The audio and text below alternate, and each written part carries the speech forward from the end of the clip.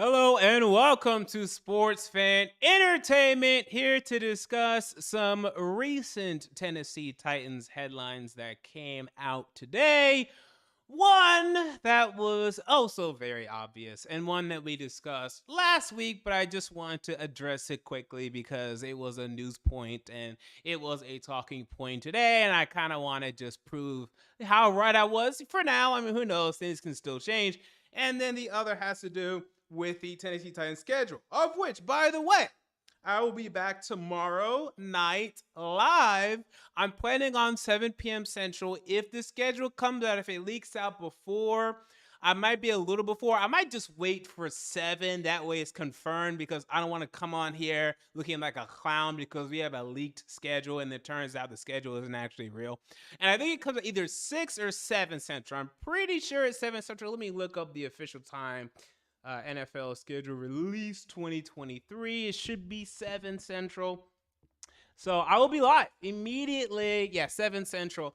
I'll be live immediately to break down the schedule, break down how many primetime games that we have. Oh, God. That's going to be a talking point, as it must always be, even though this year I don't know how many I want.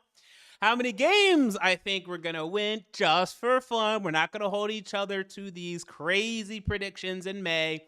And just to break it down, just to discuss the schedule, at length. And then I am actually on vacation this weekend. I'll be out of town, so no content on this channel until I come back, which is at least Tuesday. So hope you all have a nice weekend, but we'll at least do the schedule before I get out of here for that. So let's discuss. Diana Rossini of ESPN reported today that the Tennessee Titans are expected for Ryan Tannehill to be their week 1 starter, that they're already pretty much definitive on this, that he's not going to get traded anywhere. And I think she even hinted, she didn't really say this particularly clearly, that there might have been a chance before the draft that he might have gone to the Falcons or something, but now there is no chance. I literally have been saying this for weeks. And I don't know why, other than the people, that are just on Twitter. I guess they don't have day jobs, or maybe this is their day job, or maybe they wish it was their day job. And they have really nothing to talk about. So they just speculate and speculate and speculate and speculate because they have to have a 3-hour show or a 2-hour show or a daily show, whatever it is. And they're just going to make up things to talk about. To me, it was so clear. Whenever we drafted, hell, even before, we drafted Will Levis, Ryan Tannehill was going to be one star. The only scenario in which that was not true is if we got CJ Stroud. And even if we did, I still thought Tannehill might be the starter, and it wouldn't be for long. I mean, by week 3, everyone would be claiming for Stroud. He'd be in there. Stroud's going to start for the Texans week 1 for sure. But because Tannehill was here, I felt like, okay, well, because, they have the luxury of having Tannehill here, they'll just, because no one wants him until he gets, and you can release him just to save money. You're just saving money for this season. It doesn't matter, other than if you just don't want to pay it. But you're not the owner. We're not signing anyone. I mean, until some players may end up getting released or traded in training camp. The point of releasing him as a post June 1 cut, even, it's just to save money that you're probably not going to spend. It's just, at this point, it's pointless. The point was to do it when there were actual free agents out there. There's not actual free agents out there. So there was never really a chance to make. So, thank God, that now we don't really have to discuss this much further. The plan can be very clear moving forward. And I mean, it still sucks because, Vrabel's not going to come out and say it, which is surprising to me because I really feel like he should have said this, and just have it be over with. But, he's proclaiming that this is a quarterback battle, and I'm sure to some extent it is. There's no way that Will Levis is going to come out here and outperform Ryan Tannehill on a daily basis. The only thing Will Levis is going to do is he's going to have a slightly better arm and more athleticism. That's it. He's not going to consistently throw the ball on time. He's not going to consistently make better reads unless if Tannehill went through some sort of operation during the offseason that made him significantly dumber and he's just unable to perform in training camp for whatever reason. Will Levis is going to be the starter. It was obvious to me. It's been, Ryan Tannehill was going to be the starter, and Will Levis was going to be the backup until he's ready to play or until we're frustrated enough with the season and we've given up on the season enough for Will Levis to play. The one thing that I think is interesting now, and we can progress to this, is now we know that the Tennessee Titans are going to face the Baltimore Ravens after week 6 of this season, October 15 in London. Now, the Titans could elect to have their bye week be week 7, or they could say, just give us another bye week. It's up to them. Really, they should wait to have the bye week later because you probably wouldn't have. Last year, they pretty made it clear, especially now with the 17-game season, the bye weeks won't begin until week 6. So you basically, unless if you just want the week 7 bye, which it doesn't matter, right? We're not going to the playoffs anyway. What the hell are we even talking about? But they probably will want a later bye week. Or maybe they don't. Because here's the thing. And it depends whenever you think Will Levis is going to be ready. This is a nice opportunity. This might be the opportunity. Tannehill, 6 games. He goes to London. We get the bye week. When we come back, Will Levis is the starter. Boom. Just like that. It's simple. It's now baked into the schedule. Okay? It's baked into the schedule. So you could want a later bye week if you want. This might be the perfect time to have a bye week because I think we all certainly, at least maybe not all of us, because, okay, some of you guys still really want to compete this year. It's hilarious. I think we all would want to see or most of us, would want to see Will Levis in there by, at the very least, game 8 or 9. We have to see half a season. If we do the Desmond Ridder here, I'm going to be very annoyed. Look, Falcon fans are delusional, in my opinion. And look, Desmond Ridder's been fine. The fact that they think they can play him 3 to 4 games and they've seen enough is insanity. The fact that the Commanders think they can start Sam Howell for 1 game and think that they've seen enough is insanity. It's crazy to me. They're putting their entire seasons on the line this year. I'm good. I don't want to do that. Let's at least do what the Steelers did with Kenny Pickett. And even Kenneth Pickett himself, didn't really prove that he's great yet.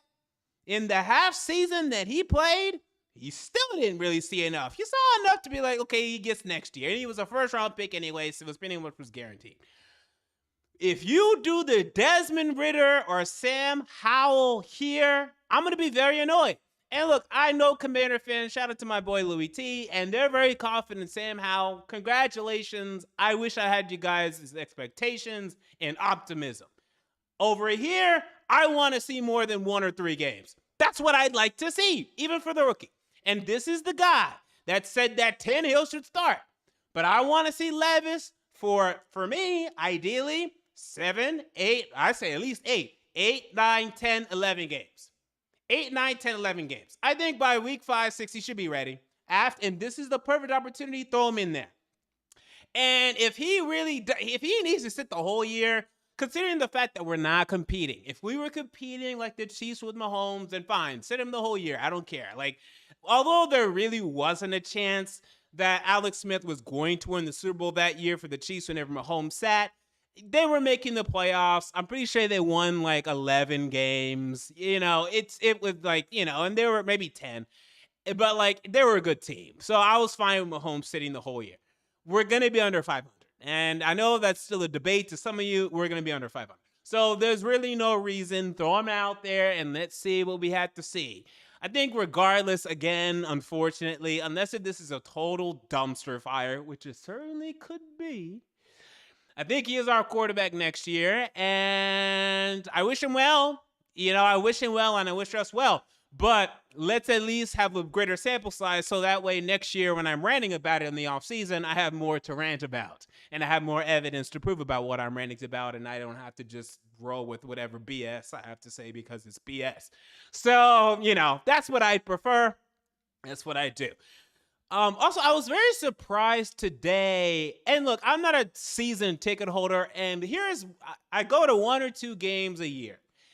And depending how good our team is, I go to games that I think are going to win. That's what I do. I don't care about going to Tennessee Titans games that we're going to lose. I live in Midtown Nashville, and it takes 5 to 6 hours out of my day or night to commit to going to a game. So if I'm going to a game, it better be a game that we're going to win. So I don't care that this is the home game that we gave up. Now, apparently some people really wanted to see this game. I don't know why. That doesn't make sense to me. I know the Ravens are a rival of ours. Great. The Ravens might double our win total this season, and I'm not kidding with you. With Lamar back in the fold, with Odell Beckham, with Zay Flowers, Rashad Bateman, J.K. Dobbins, if they're healthy, 12-win team. We could be 6. I'm good. I have no interest in that. I just thought they were going to come in here and beat us. And even if we beat them, they're going to be a better team than us. So I really don't care that much. I mean, I'm just going to be honest with you guys. I mean, it's nice to beat the Ravens whenever we can. Look, it's nice to beat the Texans whenever we can. We do it every year. It's nice to beat the Jaguars whenever we can. We do it every year. It's nice to beat the Colts whenever we can. Lately, we've been doing it every year, ever since Andrew Luck retired. I'm a little bit more of a one-game guy than that, but some people were really offended by this. I'm sorry. You're missing out on the Titans versus the Ravens. I'm sorry.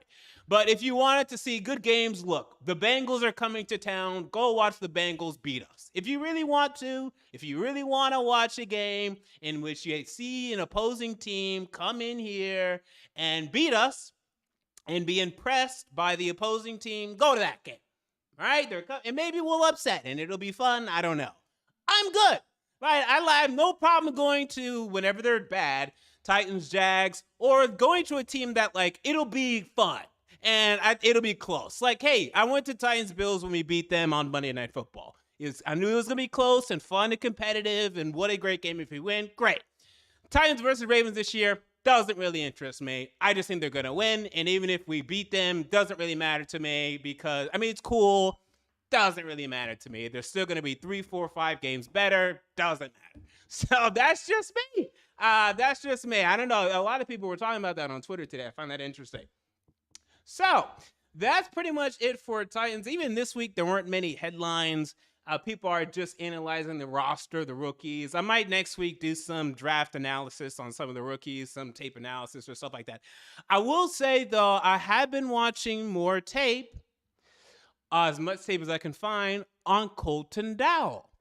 And I am really liking what I'm seeing from Colton Dowell. And I don't want to get people's hopes up on this because he's a 7th round guy, and we've been through the Trey McBride and the Cody Hollister and the Mason Kinseys and the Lavelle Hawkins. At least Hawkins performed. Hawkins would do things occasionally. So I don't want to get anyone's hopes up. But I'm thinking this guy might contribute a little bit this year. He really could be a diamond in the rough. He really could be that Aladdin diamond in the rough. So I'm looking out for him a little more than, again, I didn't know his tape. He was coming out of UT Martin. I'm sorry, I don't watch UT Martin. I don't even go to UT Martin. Jesus, no offense. But I'm looking out for Colton Dowell. The wide receiver room will still stink. And then the minute there's an injury, and there will be an injury, it's going to be awful. So, just be prepared for that. But hey, maybe someone's going to get cut. And then we'll see what happens, and maybe things will get interesting there. But really, we're just hoping, at least I am hoping, that Treylon Burks can just be over 1,000-yard wide receiver. Yay, we have a 1,000-yard wide receiver. I'm hoping Chigga Okonkwo can get over 600-700 yards. Yay, we have a number 1 tight end. And at the very least, next year, we have a number 1 wide receiver and a number 1 tight end. That's literally the only thing I want this year. That's literally it. Hey, if Levis performs great, then great. I'm just not even gonna pray for. I mean, I'll pray for it. I'm just not gonna hold my breath. But with Burks and Okonkwo, I'll hold my breath. Oh, I'll hold it a little bit. And then I hope that Derrick Henry can perform well and add to his Hall of Fame statistics, but not win his games, or at least not too many. Come on, I still love the King, but don't win us too many. All right. So with that said, that's gonna go ahead and do it for me on this quiet Tennessee Titans week. But I'll be back tomorrow live for schedule predictions, schedule release, 7 p.m. Central.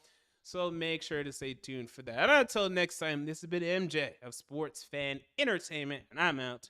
See you all later.